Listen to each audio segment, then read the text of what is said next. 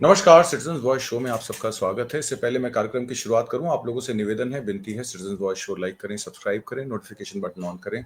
हमारा official handle एजे Singh official है। मैं आत्मजीत सिंह आपके सामने हूं और ये जरूरी भी है क्योंकि जनता की आवाज, आवाम की आवाज, सिटीजन्स वॉइस शो आप सबकी आवाज है और हम चाहते हैं ये आवाज लोगों तक पहुंचे। इसलिए ज्यादा से ज्यादा लोगों के साथ शेयर कीजिए, लाइक कीजिए, सब्सक्राइब कीजिए, नोटिफिकेशन बटन ऑन करिए। आज हम आरटीआई के मुद्दे पर बात करेंगे। अकाउंटेबिलिटी और लोकतंत्र, ये दोनों एक इस सिक्के के पहलू हैं। लोकतंत्र तभी चलेगा जब अकाउंटेबिलिटी होगी, अकाउंटेबिलिटी तभी होगी जब लोकतंत्र होगा। इसमें status of vacancies for information commissioner, central information commissioners, ये आरटीआई एक्ट के तहत 2005 का आरटीआई एक्ट, जिसमें सूचना का अधिकार है। सूचना के अधिकार के तहत सरकार में क्या काम हो रहे हैं, किस विभाग में किस तरीके के काम हो रहे हैं, आप सब जानकारी प्राप्त कर सकते हैं। आरटीआई को खत्म करने पे सरकार लगी है ताकि सूचना का अधिकार लोगों का समाप्त हो जाए, लोग इन्फॉर्मेशन ना पा पाए और तमाम तरीके के घोटाले, व्यापम घोटाला, आदर्श घोटाला, 2G स्कैम, 3G स्कैम के बारे में तो सरकार ने, जो मोदी सरकार थी, ये उस समय आंदोलनकारी थी। वहां पे अन्ना हजारे का आंदोलन हुआ। आरटीआई एक्ट के जरिए ही वो सारी इंफॉर्मेशन पब्लिक तक पहुंची। तो उसी आरटीआई एक्ट जिसके तहत अन्ना आंदोलन हुआ था, सरकार बदली थी, मनमोहन सरकार गिरी थी, तो उस आरटीआई एक्ट को ये सरकार क्यों खत्म करना चाहती है? जाहिर तौर पर इस सरकार चाहती है कि उनके घोटालों का लोगों को पता ही ना चले। इलेक्टोरल बॉन्ड स्कैम भी आरटीआई एक्ट के थ्रू पता लगा। अब चीफ इंफॉर्मेशन कमिश्नर्स की अपॉइंटमेंट बहुत जरूरी है क्योंकि अगर कोई बैठा ही नहीं होगा तो आरटीआई एक्ट को मैनेज कौन करेगा? इस पर हम बात करेंगे। वैकेंसीज किस तरीके से लोगों की एबिलिटी, जो आरटीआई एक्ट के तहत उनके जो अधिकार हैं उनको कैसे समाप्त कर रही है, सुप्रीम कोर्ट ने क्या कहा इस बारे में, उनकी जजमेंट के बारे में, इस पर भी हम बात करेंगे। और गवर्नमेंट जो है वो आरटीआई एक्ट को खत्म करने पे क्यों तुली हुई है, लेटेस्ट ऑर्डर भी सुप्रीम कोर्ट का आ गया है, उस पर भी आज हम चर्चा करेंगे। हमारे साथ चर्चा करने के लिए सतर्क नागरिक संगठन की अमृता जौहरी जी मौजूद हैं। बहुत बहुत स्वागत है। आप लंबे समय से एक्टिविस्ट भी हैं सतर्क नागरिक संगठन की, और आरटीआई एक्ट और सूचना के अधिकार के तहत बहुत सारी आप लोगों ने काम किया है। सुप्रीम कोर्ट में आपकी एक याचिका, प्रशांत भूषण आपके वकील हैं, वो सुनवाई कर रहे थे और उस पर एक ऑर्डर जो है ऑनगोइंग केस में एक आया है। मैं उस ऑर्डर को दिखाना चाहता हूं और उस ऑर्डर के बारे में आपसे डिस्कस करना चाहता हूं। मैं पहले ऑर्डर की जो मेन चीजें वो पढ़ देता हूं। ऑर्डर में ये लिखा है कि सुप्रीम कोर्ट ये कहती है कि we have no reason to doubt that the Union of India shall follow the principles guidelines laid down in this court in the Anjali Bhardwaj case and shall finalize the selection process of chief election commissioners. Learned counsel for the state of Chhattisgarh points out that as a result of the interim order passed by the High Court in WPS number 3775 of 2025 and connected matters, the selection process for appointment of CIC Information Commissioner shall come to a standstill. Since the proceeding regarding appointment are being monitored by this court, we request the High Court to take up the decide the matter finally within the period of 4 weeks. जो CIC की appointment है उसमें प्रधानमंत्री, leader of opposition और cabinet के एक मंत्री शामिल होते हैं। जैसे चीफ इलेक्शन कमिश्नर की अपॉइंटमेंट होती है, वही एक पैनल इसमें होता है। अमृता जौहरी जी, ये ऑर्डर जो आपके पास सुप्रीम कोर्ट का आया है, लॉन्ग ऑनगोइंग केस है, बहुत सालों से चल रहा है। सूचना के अधिकार के लिए, आरटीआई के लिए, सीआईसी के अपॉइंटमेंट्स के लिए आप बरसों से लड़ रहे हैं। छत्तीसगढ़ में तो कहते हैं कि कई सालों से सीआईसी है ही नहीं, और बहुत सारी और स्टेट्स हैं जिनके नाम इस ऑर्डर में दिए गए हैं, महाराष्ट्र, कर्नाटक, मध्य प्रदेश, जिनकी पोस्ट अभी तक अनफिल्ड है। क्या इन पोस्ट को भरने के लिए पर्याप्त मात्रा में लोग मौजूद नहीं हैं, या सरकार इसको बैक बर्नर पर रख के आरटीआई एक्ट को निष्क्रिय करना चाहती है? दोनों मसलों। जी बिल्कुल आत्मजीत जी, आपने जैसे बताया कि देखिए 2025 marks 20 years of the RTI act. 20 साल हो गए हैं सूचना के अधिकार कानून के। यस यस यस जी 20 साल। 2005 में आया था कानून और आज 2025 चल रहा है। जबरदस्त इस्तेमाल हुआ है। कोई बड़ा घोटाला, कोई बड़ा स्कैम नहीं है हमारे देश में जिसमें कि आरटीआई ने एक अहम भूमिका ना प्ले की उसको एक्सपोज करने में। आपने खुद ही नाम लिया अपने, other scam, Vyapam scam, electoral bond scam, CWG scam. क्योंकि देखिए आरटीआई ने क्या करा है कि अभी तक जो पर्दे के पीछे जो हो रहा था, जो रिकॉर्ड्स हमारे पास एक्सेसिबल नहीं थे, वो अब हमारे पास एक्सेसिबल हो गए हैं। और केवल बड़े बड़े स्कैम नहीं, लोग इसको रोजमर्रा जिंदगी में इस्तेमाल कर रहे हैं कि आप ड्राइविंग लाइसेंस के लिए अप्लाई कर रहे हैं, आपसे घूस मांगी जा रही है, आप आरटीआई डालते हैं। आपने फ्लैट के लिए अप्लाई करा, फ्लैट अलॉटमेंट हो गई, चिट्ठी नहीं आई, उसमें आप आरटीआई डाल रहे हैं। स्कॉलरशिप नहीं आई, सड़कें टूटी पड़ी हैं, पुल गिरे जा रहे हैं, स्कूल में टीचर नहीं आ रही, अस्पताल में डॉक्टर नहीं है, जम के लोग रोजमर्रा जिंदगी में भी आरटीआई का इस्तेमाल कर रहे हैं।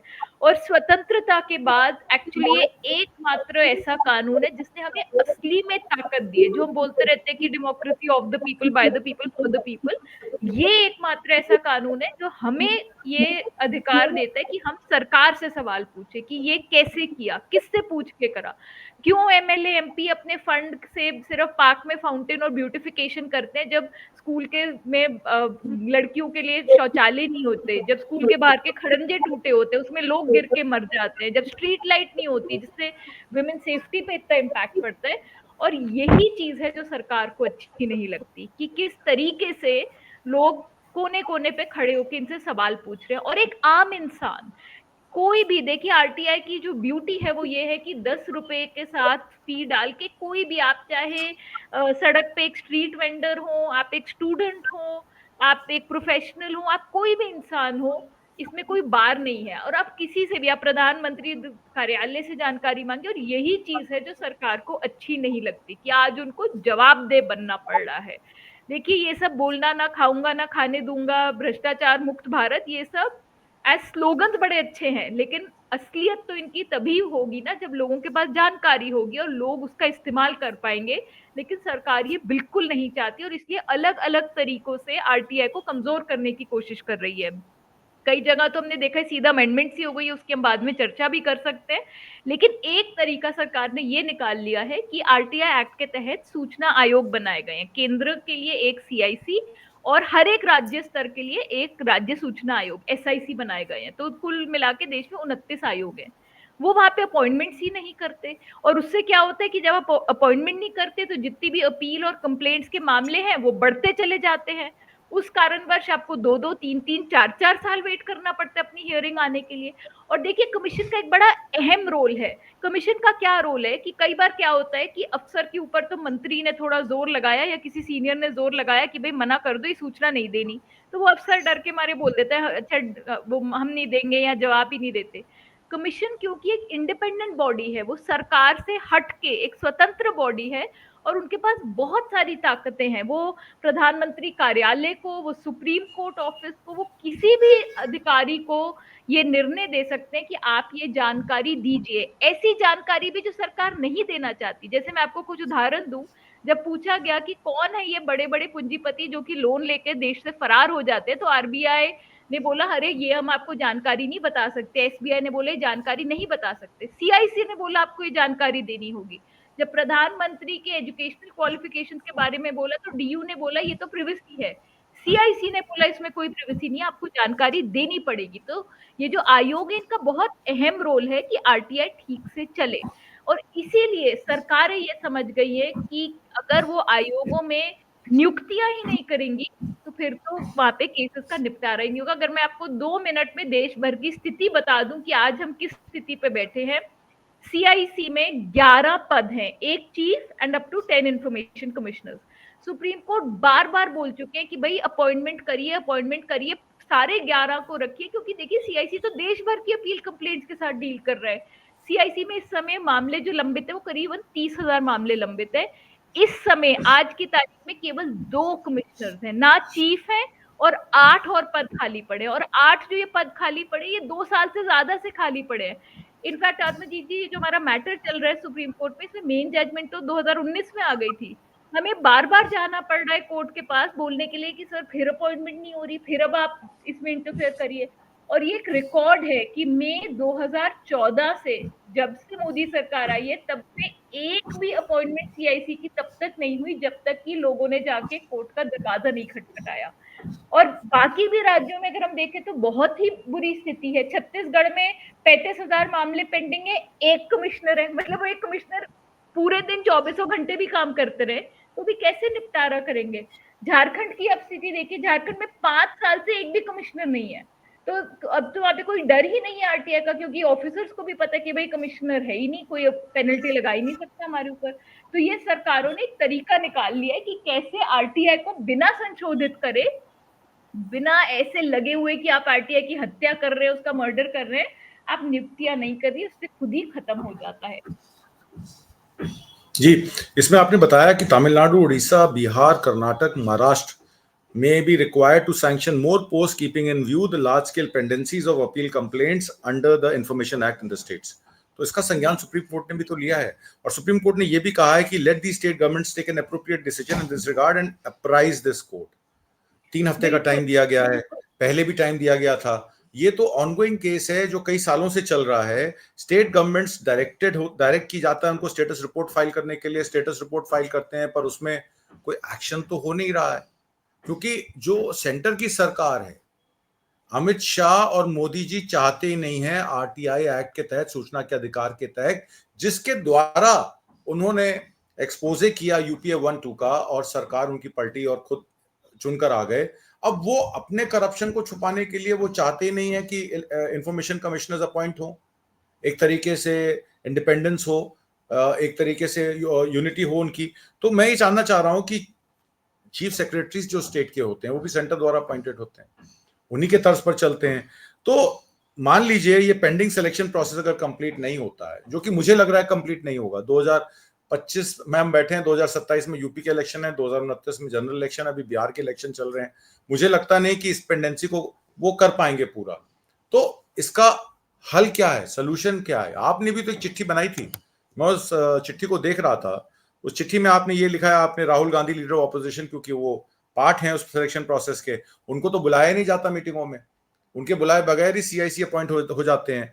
तो रिगार्डिंग अपॉइंटमेंट आपने चिट्ठी लिखी है राहुल गांधी को और प्राइम मिनिस्टर मोदी को, जिसमें आपने कहा है कि सिर्फ 2 इंफॉर्मेशन कमिश्नर्स इन सितंबर 14 टू 2025 अब काम कर रहे हैं, कार्यरत हैं। The post of the chief and 8 commissioners are vacant, यानी कि 9 लोगों की पोस्ट वेकेंट है 11 में से, और 8 post information commissioners have been vacant since November 2023, यानी कि 2 साल से। एज अ रिजल्ट 30,000 का बैकलॉग, ऑफिशियल, अनऑफिशियल बैकलॉग तो और भी ज्यादा हो सकता है, ये तो रिकॉर्डेड बैकलॉग है। तो ये सारे मामले में परसिस्टेंस है, सुप्रीम कोर्ट ने नोटिंग की है, हाई कोर्ट्स को आदेश दिए हैं, चीफ सेक्रेटरी को फाइल करने के लिए बोला है status report in due course of time, 3 हफ्ते 4 हफ्ते का टाइम दिया है। 8 या 9 स्टेटें हैं, जिसमें 5 स्टेटें शायद ऑपोजिशन रूल्ड हैं, 3 केंद्र शासित हैं। तो हल क्या है इसका? अगर नहीं मानते हैं तो आप क्या करेंगे? देखिए, एज सिटीजन्स हु बिलीव कि सिटीजन्स की एक जगह है डेमोक्रेसी में, और वो जरूरी है कि हम वो जगह बना के रखें, और सारी जितनी हमारे संघर्ष है वो बिल्कुल एक लीगल और एक पीसफुल तरीके में और एक डेमोक्रेटिक डायलॉग में चले। हम तो we are leaving no stone unturned, हम उसको पब्लिकली लिख रहे हैं, हम चिट्ठियां भेज रहे हैं, हम कोर्ट में हैं, हम पब्लिक में मीटिंग्स करते हैं, प्रोटेस्ट करते हैं, और उसका रिजल्ट मेरे को लगता है ये है कि आज भी आरटीआई अलाइव है। मुझे लगता है कि ये इसको ऐसे भी समझना पड़ेगा। देखिए, नवंबर 2023 में हम कोर्ट फिर पहुंच गए, हमने बोला देखिए अब तो नवंबर 2023 में कमीशन बंद होने वाला था क्योंकि सभी लोग रिटायर हो रहे थे, और अक्टूबर 2023 में मुझे याद है उस टाइम पे चंद्रचूड़ थे सीजेआई, उन्होंने बोला कि अगर आपने कमीशन बंद होने दिया तो मतलब आरटीआई तो डेड लेटर है, कि ठीक है कागजों में रहेगा आरटीआई लेकिन कोई आयोग ही नहीं होगा। उस दबाव में आकर कम से कम 3 नियुक्तियां हुई और इसलिए कमीशन चालू रहा। मुझे लगता है that we have to look at it as कि हम कहाँ पे कैसे लड़े, कि हम अपने जो अधिकार है उनके लिए उनको कैसे बचाएं और उनको कैसे आगे बढ़ाएं। देखिए, एक तो है कि कमीशन में ठीक से नियुक्तियां हो। अच्छा, नियुक्तियां में ये भी जरूरी है कि पारदर्शिता हो। अब जैसे मैं आपको बताऊं कि 2020 में जो नियुक्तियां हुई उसमें क्या करा सरकार ने, कि सरकार एक एडवर्टाइजमेंट निकालती है और एडवर्टाइजमेंट के बाद एक सर्च कमेटी बैठ के शॉर्ट लिस्टिंग करती है। अब हमारे ही केस में सुप्रीम कोर्ट ने बोला हुआ है कि भाई शॉर्ट लिस्टिंग क्राइटेरिया पब्लिक में होना चाहिए, लिस्ट ऑफ एप्लीकेंट्स पब्लिक में होना चाहिए। सर्च कमेटी ने क्या करा कि उन्होंने किसी ऐसे व्यक्ति को शॉर्टलिस्ट कर दिया जिन्होंने कि अप्लाई ही नहीं किया हुआ था, और उसमें भी बाद में पता चला कि वो व्यक्ति को, जिनको वो बोल रहे थे कि एक वरिष्ठ पत्रकार है, उन्होंने केवल, उनकी पत्रकारिता तो कोई ऐसी जानी मानी नहीं थी, लेकिन उनका मेन ये था कि उन्होंने प्रधानमंत्री के प्रेज में एक दो कोई किताबें लिखी हुई थी। तो उस समय के जो लीडर ऑफ ऑपोजिशन थे उस समय अधीर रंजन चौधरी जी थे, उन्होंने एक बहुत स्केदिंग लेटर लिखा कि आपने कैसे किसी को शॉर्टलिस्ट करा जिन्होंने अप्लाई भी नहीं करा था? या तो देखिए कि बहुत कंपेलिंग रीजन है तो आप बताइए। आप बोलते कि देखिए जो लिस्ट ऑफ एप्लीकेंट्स थी उनमें से कोई भी ज्यादा अच्छा नहीं था, तो हमने कैसे व्यक्ति को चुना? ना उस व्यक्ति का आरटीआई से कुछ लेना देना, ना उनका कोई एक्सपीरियंस, तो कैसे आपने केवल क्योंकि उन्होंने प्रधानमंत्री की प्रशंसा में 2 किताबें लिख दी इसलिए आपने उन्हें चूज कर लिया? लेकिन आत्मजीत जी, जरूरी बात यह है कि ये सारी चीजें निकल के सामने इसलिए आ रही है क्योंकि कोर्ट के आदेश हैं कि पारदर्शिता होनी चाहिए, सारे के सारे रिकॉर्ड सामने आ जाते हैं कि किस तरीके से अपॉइंटमेंट हुई।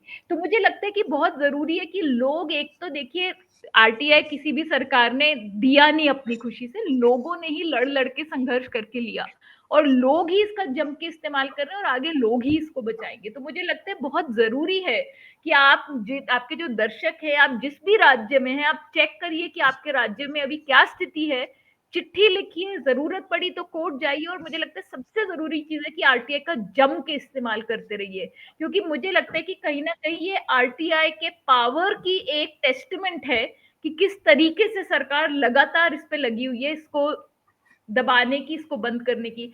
आज भी देखिए कितना बड़ा एक सवाल देश के सामने है कि पीएम केयर्स फंड, जिसमें 15,000 करोड़ पैसे इकट्ठे करे, और आपने किस नाम में इकट्ठे करे कि कोविड रिलीफ और इमरजेंसी रिलीफ, और उसका हमें कुछ ब्यौरा ही नहीं है, कहाँ से पैसा आया, कहाँ को पैसा गया।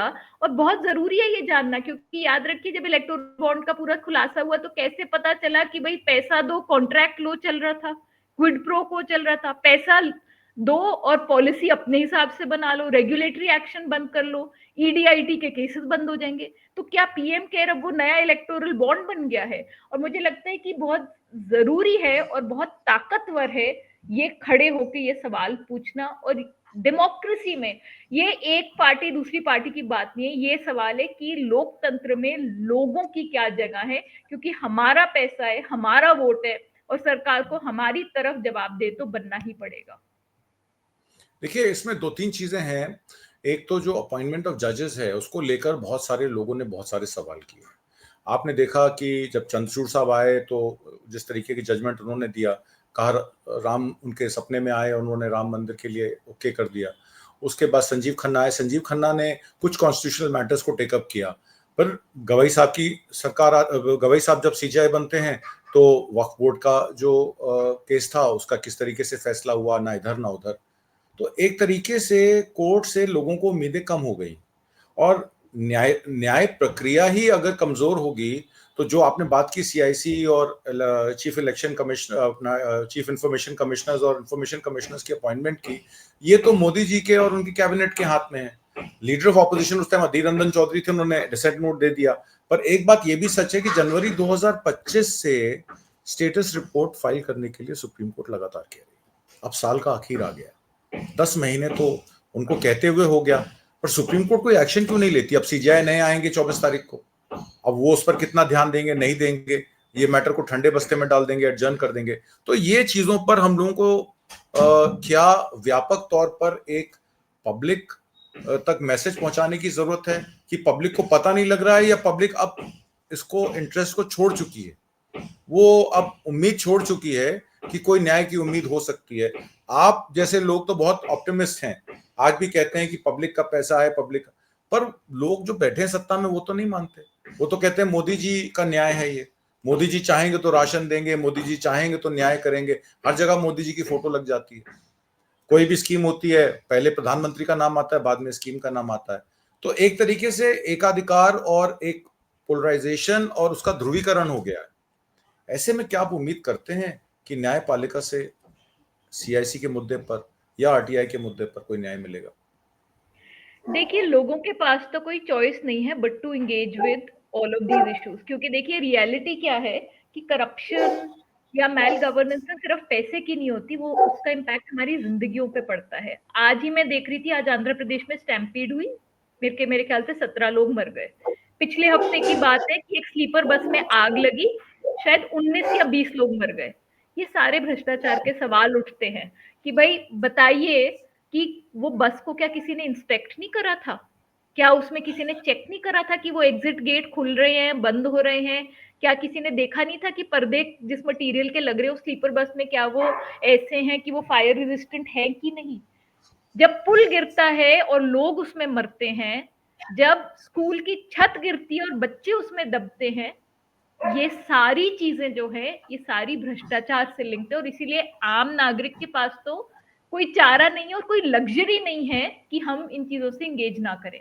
और इसीलिए डिस्पाइट द फैक्ट कि काफी फ्रस्ट्रेट करने की कोशिश चल रही है, देरी डालने की कोशिश हो रही है, आज भी पूरी दुनिया में भारत का आरटीआई एक्ट सबसे ज्यादा इस्तेमाल होने वाला ट्रांसपेरेंसी लॉ है, क्योंकि लोग ये समझ गए कि और कोई चारा नहीं है। देखिए, अगर सरकारी अस्पताल में अगर डॉक्टर नहीं होंगे तो एक आम इंसान अपने बच्चे को कहाँ ले जाएगा? प्राइवेट अस्पताल कितने लोग अफोर्ड कर सकते हैं? तो मुझे लगता है कि ये जो बातें हैं, हो सकता है कि कई बार लोग भटक जाए कि वो हेट फैला रहे हैं, ये सब पॉलिटिकल एजेंडा चल रहा है, लेकिन at the core of it लोग भी ये समझते हैं कि जब तक कि वो अपने अधिकार की बात नहीं उठा पाएंगे, जब तक कि वो केवल ये पार्टी वाले इसमें फंसे रहेंगे, तब तक उनका तो फायदा नहीं होगा। तो मुझे लगता है कि इसीलिए आरटीआई का तो हम देख रहे हैं आज भी जम के इस्तेमाल हो रहे हैं, जबकि बहुत ज्यादा बाधाएं हैं उस प्रोसेस में। और जहां तक है कि न्यायपालिका अपना रोल क्यों नहीं निभा रहा, मुझे लगता है मेरे से बहुत ज्यादा वरिष्ठ लोग, खास करके वरिष्ठ वकील, यहाँ तक कि फॉर्मर जजेस खुद बोल रहे हैं कि सुप्रीम कोर्ट एक तरीके से क्यों, जो एक्सपेक्टेशन है, क्यों उस पर नहीं उतर के आ रहे। भाई, जब आपने आदेश दिया जनवरी में कि इतने इतने हफ्तों में आप सारी अपॉइंटमेंट्स करिए, जब अक्टूबर में आया मामला फिर से और आपने देखा कि नॉन कंप्लायंस है, तो आप उसमें खुद ही स्ट्रिक्ट एक्शन लीजिए। इनफैक्ट और भी ज्यादा गंभीर मामलों के ऊपर कई पूर्व जजेस ने अपनी बात उठाई है कि आपने बोला कोई ऐसे डेमोलिशन नहीं आप कर सकते लीगली, उसी हफ्ते डेमोलिशन हो जाती है। उस पर भी हम देखते हैं कि बहुत बहुत कम केसेस में कुछ एक्शन लेते हैं। लेकिन मुझे लगता है कि जो हम बात कर रहे हैं कि एक डेमोक्रेटिक बैकस्लाइड की, वो सब इसीलिए है क्योंकि देखिए, जब हम बोलते हैं कि भाई हम वोट देते सरकार बनाते हैं और लोकतंत्र है, उसमें केवल वोट देने की प्रक्रिया नहीं है, ये जो सारे जो इंस्टीट्यूशंस बने हुए हैं, चाहे वो न्यायपालिका हो, चाहे इंफॉर्मेशन कमीशन हो, चाहे विमेन्स कमीशन हो, चाहे विजिलेंस कमीशन हो, चाहे सीबीआई हो, ईडी हो, ये सब इसीलिए बनाए गए हैं जिससे कि ये एग्जीक्यूटिव के ऊपर नजर बनाए रखे और लोगों के अधिकार के और आगे बढ़ाने की ओर चले। और मुझे लगता है कि कहीं ना कहीं ये जो पूरी स्थिति डगमगा रही है, तो बहुत जरूरी है कि लोग और खास करके मीडिया, मतलब इसमें अगर देखा जाए तो बहुत बड़ा इसका दोष जो वो मीडिया के ऊपर भी आएगा कि किस तरीके से मेन स्ट्रीम मीडिया ने तो अपना पूरी जिम्मेदारी छोड़ के केवल एक प्रोपेगेंडा का काम कर रहे हैं। वरना तो मीडिया का ये काम है वॉच डॉग बनने का, कि भाई अपॉइंटमेंट्स नहीं हो रही, खाली पड़े हैं, क्या हो रहा है, कैसे नहीं आप कर रहे अपॉइंटमेंट्स, आप माइक लेके पीछे लग जाइए सरकार के, वो कुछ रोल हो नहीं रहा है। तो इसीलिए एक बहुत मुश्किल परिस्थिति से हम गुजर रहे हैं। और जो हमारा मैटर है वो जस्टिस सूर्यकांत के सामने लग रहा है, उन्हीं के बेंच के सामने, और वो ही अब चीफ जस्टिस बनने वाले हैं। मुझे उम्मीद है कि कोर्ट को समझ तो आ रहा है कि कितना जरूरी है और आरटीआई और किस तरीके से दबा रही है सरकार उसे, पर अब उम्मीद यही है कि उसके ऊपर एक स्ट्रिक्ट एक्शन भी लिया जाए। जी, इनफैक्ट सीआईसी और इंफॉर्मेशन कमिश्नर्स की अपॉइंटमेंट की बात हम इसलिए कर रहे हैं कि वही इस बात को रेगुलेट करते हैं कि आरटीआई एक्ट के तहत कितनी पेंडेंसीज हैं, वो एप्लीकेशंस कहाँ हैं, पब्लिक अथॉरिटीज हो, पब्लिक सेक्टर का अंडरटेकिंग्स हो, स्टेट गवर्नमेंट हो या सेंट्रल गवर्नमेंट हो। सूचना के अधिकार के तहत चीफ इंफॉर्मेशन कमिश्नर का रोल बनता है देश के जो फंडामेंटल राइट्स हैं लोगों के, उनके राइट्स को रोकने, उनको बचाने का, उनके जो मौलिक अधिकार हैं उनके अधिकारों के तहत उनको इन्फॉर्मेशन देने का, चाहे वो नौकरी से रिलेटेड हो, चाहे वो व्यय से रिलेटेड हो, चाहे वो ठेके से रिलेटेड हो, या वो किसी ब्रिज या सड़क के गिर जाने से रिलेटेड हो, ब्रिज के गिर जाने या सड़क के टूट जाने से हो। क्योंकि यही सूचना का अधिकार सरकार पे लगाम कर सकता है जो एक सशक्त लोकतंत्र की परिभाषा को व्यक्त करता है। पर वो क्या इस सरकार में होगा? क्योंकि मैंने देखा कल पटेल और गांधी पे जिस तरीके से सरदार पटेल को एक उनकी एकता शपथ ली जा रही थी, घुसपैठियों को भगा देंगे। बिहार के इलेक्शन मद्देनजर सरदार पटेल के बारे में किस किस तरह की व्याख्याएं की जा रही थी, कोई भी मेन स्ट्रीम मीडिया उस पर बात नहीं कर रहा था। पूरा main stream media Bihar elections में एक तरीके से इलेक्शन मशीनरी बन गए हैं, और जिनका अपॉइंटमेंट होना चाहिए उस पर कोई बात नहीं करता है, क्योंकि उनको लगता है सब ठीक है, जब तक मोदी जी बैठे हैं सब चलता रहेगा जैसे जैसे चल रहा है।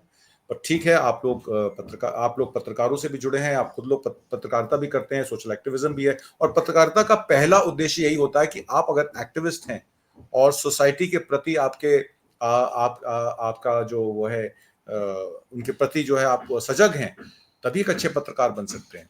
अगर आप एक्टिविस्ट नहीं है तो पत्रकार नहीं बन सकते।